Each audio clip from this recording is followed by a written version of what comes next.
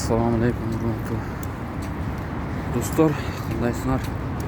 Soğuklar жақшыбы? Bugün daha bir taң attı. Жаратканга шүгүрлөр болсун. Daha bir taңда турганына.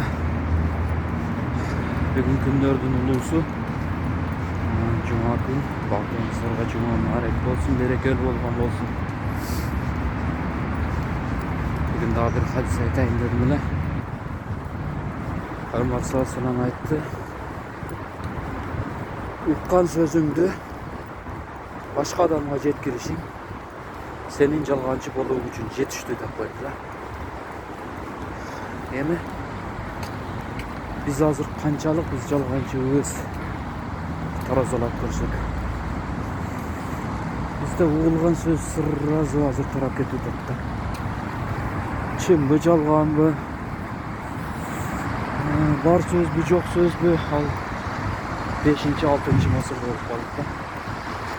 Кануусуз тармактар аркылуу тарап кетип атат.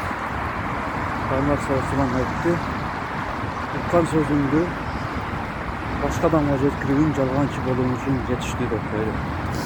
Анын чын төгүнүн таразалабай туруп, тактабай туруп башка адамга жеткизиш демек бул жалганчы болуу экен.